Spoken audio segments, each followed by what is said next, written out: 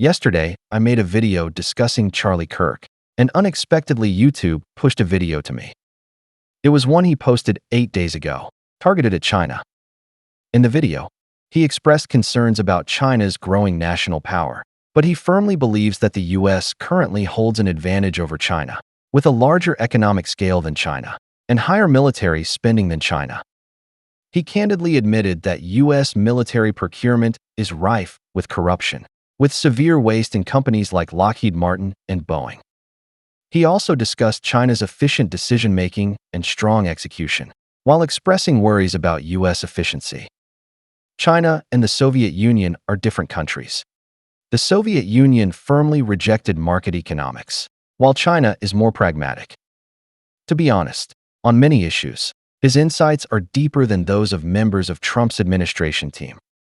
I also admit that on DI issues, many of my views align with his. For example, I believe one major reason for the decline of US universities is lowering or raising admission standards based on skin color, which is a serious mistake. Universities select top talent, which is the key source of US competitiveness, and they cannot compromise for DEI. So I do not completely disagree with Charlie Kirk. But as I said in yesterday's video, Charlie Kirk's narratives are often one-sided. He latches onto points that grab attention, uses them to create emotional resonance, and then wraps in some erroneous views to mislead the public. Some are intentional, and some stem from his cognitive shortcomings. If my yesterday's video mainly targeted US social issues, and some of Charlie Kirk's fans were unconvinced, then as a Chinese person, my take on his understanding of China should have some reference value. Charlie Kirk's narrative logic is not much different from other US right-wingers. In fact, some views he cites are outdated and formulaic, with no innovation from him. These right-wingers blame China's economic takeoff on Clinton agreeing to China's entry into the WTO. They criticize the US leadership for fantasizing that once Chinese people access market economics, experience US products and services, they would quickly aspire to US values, and thus achieve democratization. Yet China seems to have only achieved economic takeoff without evolving according to US values. Therefore, Clinton is the #1 war criminal, and the Democrats must of course take responsibility for China's rise. It looks pretty consistent with historical facts. This argument is also quite popular in Chinese online communities, because China has a large number of spiritual Americans and honorary whites. These people have bodies in China but spirits as American whites. I know them well because I am close to them. The difference is that I am a spiritual American, aspiring to the universal values America once had, but I am not an honorary white. I love my Chinese genes and cherish my country's traditional culture, although I also hate the dross parts of it. So what is the truth of the matter? First, we need to understand that the US during Clinton's presidency was at the peak of its national power. In relative terms, the US back then was even stronger than the post-World War II US. Because after World War II, the Soviet Union and the Eastern European bloc still checked the US, while during Clinton's time, the Soviet Union had already collapsed. Moreover, Clinton led the US to economic revitalization, and today's US tech giants dominating the world were built on the foundation laid during Clinton's era. The US deindustrialization began during Clinton's time, but the momentum continued to expand under George W. Bush and reached its peak under Obama. Indeed, when Trump took over in 2016, China's industrial strength was already #1 globally, so the trade war and tech war had poor results. So should Clinton be responsible for this? Obviously not. He only needs to be accountable for his own governance achievements.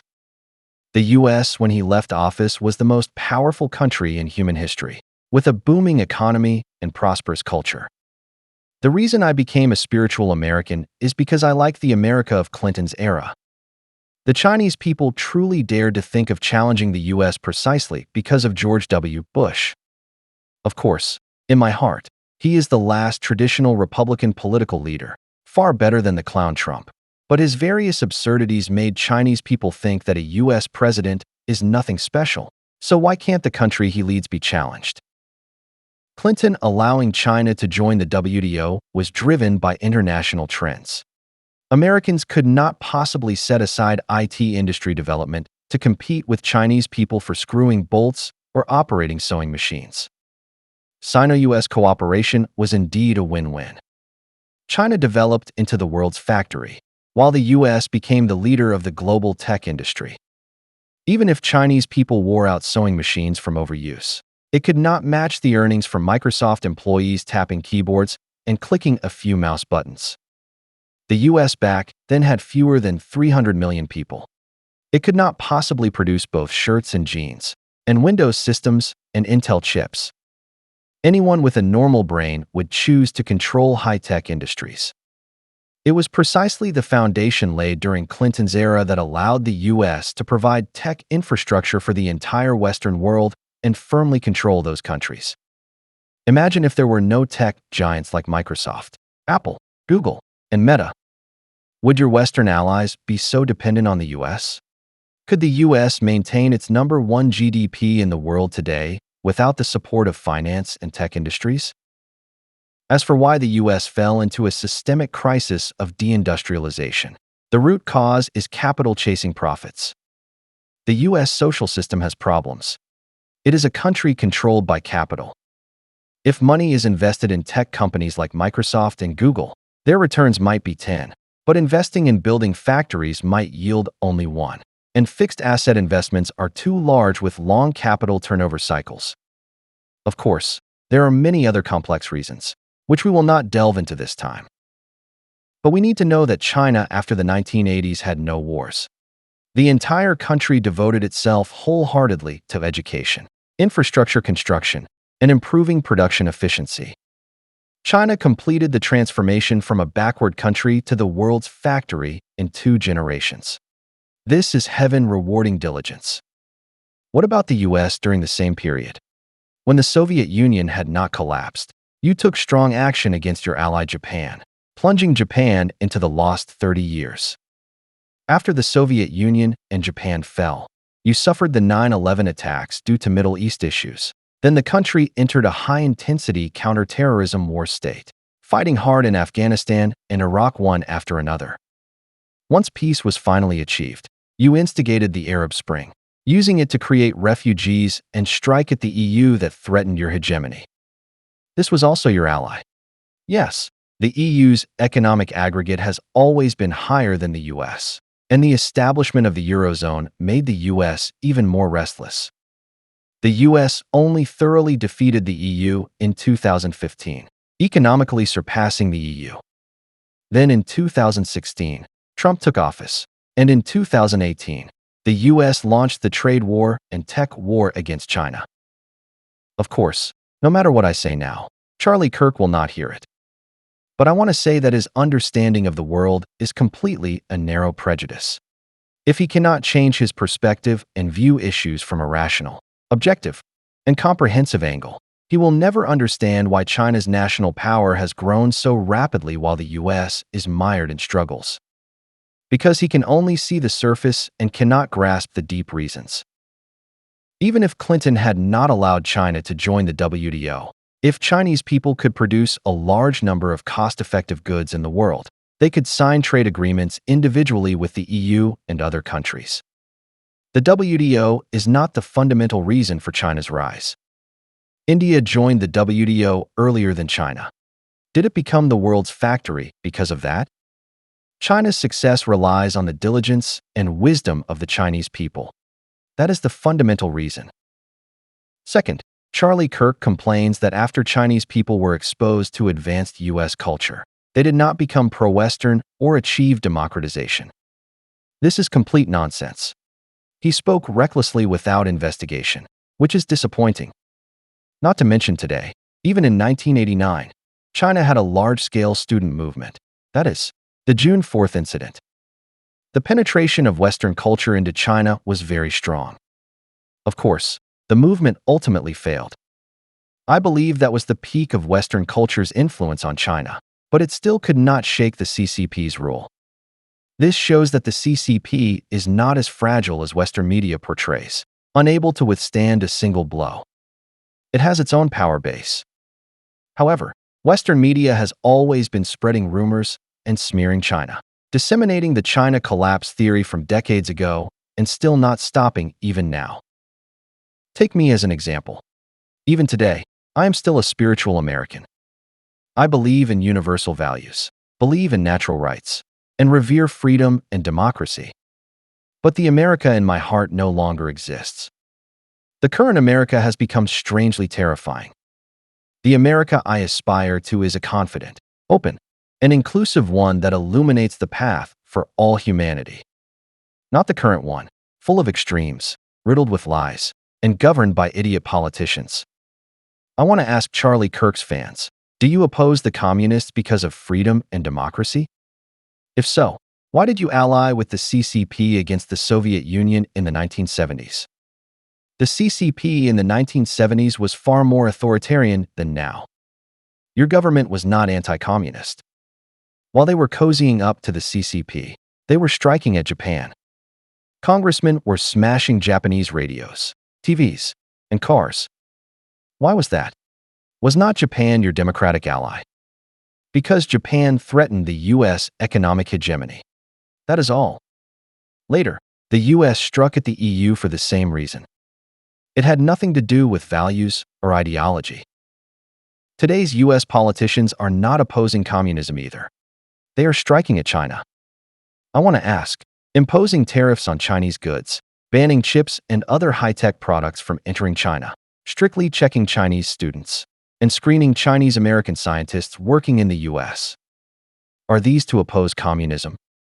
If China must disintegrate like the Soviet Union for the U.S. to feel at ease, if Chinese people must hand over the decision of who can screw bolts to the U.S. for the U.S. to feel at ease, then get lost. Chinese people do not need freedom and democracy tailored by the U.S. We must first preserve jobs, then talk about political ideals. It is not that Chinese people do not agree with freedom and democracy. It is that in the package prepared by Americans, there is no freedom and democracy, only malicious suppression. I am not a fan of the CCP. I have said this many times. But I want to ask, if a war breaks out between China and the U.S., who do I support? If China loses, what good does it do me? Can I change my yellow skin and black eyes genes to disguise as white? I have never believed in Christianity, which in Charlie Kirk's eyes makes me an outsider. If China loses to the U.S. in the Sino-U.S. competition, American hatred toward China will not disappear, just like Russia after the Soviet Union collapsed. The U.S. will not stop until it pushes it to collapse. I do not love the CCP, but I love China. I am a spiritual American, but Chinese blood flows in my veins. I do not believe that bowing and scraping to U.S. soldiers like the Japanese is the freedom and dignity I pursue. The fundamental reason why the U.S. color revolution against China failed is, you do not want to bring down the CCP. You want to bring down China. People from other countries might buy your rhetoric. Chinese people will not. The reason is simple. Chinese people are smarter than you. In thousands of years of history, China was the world's most powerful country for most of the time. Now, China's average IQ is also higher than the U.S. This is data from Western statistics. Third, regarding what Charlie Kirk said, that Chinese people's tanks, planes, missiles, and other weapons were all paid for by Americans, that Americans buying Chinese toys and daily necessities armed China. I can sum up this view as idiotic. Yes, I should not evaluate a deceased person this way, but if Charlie Kirk's fans use their brains. American weapons were also paid for by Chinese people buying iPhones, KFC, and movie tickets to watch Hollywood blockbusters. It is now the era of economic globalization. Holding such a view shows a lack of basic cognitive knowledge. Without other countries in the world using the dollar to buy U.S. software, how could the U.S. sustain such massive military spending? If the U.S. returned to isolationism, could it maintain world hegemony? Yes, people like Charlie Kirk were considered American elites by Trump, representing the rational forces of the U.S. He performed various shows in social venues and university campuses to promote his right-wing ideas. But most of his views are very superficial, one-sided, and lacking logic. He does not understand China but poses as a China issues expert to discuss China and offer his insights. If such a person governed, he would bring enormous destruction to the U.S. and accelerate its decline. The issues in Sino-US competition are complex if you say they are complex, and simple if you say they are simple.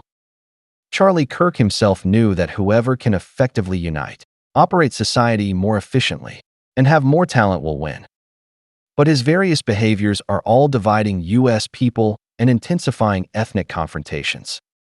He hates Muslims, demands other ethnic groups defend Christian civilization, and despises the LGBT community. The president he supported was a man who burned bridges after crossing them, ungrateful, betraying allies and voters. After this person returned to the White House, the U.S. crises were not alleviated at all, but his family made a fortune. To be honest, I feel sad for the U.S. The university elites in the U.S. cannot even debate such a person. I saw many college students played like monkeys by this sophist. He could even go abroad and humiliate top university students in the UK. I do not know what Western universities are teaching. If you lose to a person lacking common sense and logical consistency, you indeed cannot compete with China. Charlie Kirk has passed away. May he rest in peace. But I also sincerely hope that the U.S., as the world's most powerful country, elects a mentally normal president. The U.S. cannot continue to be divided, or it will really fall into the abyss. This world cannot continue with confrontations and wars. Healthy competition, deciding victory with honorable means. Would that not be good?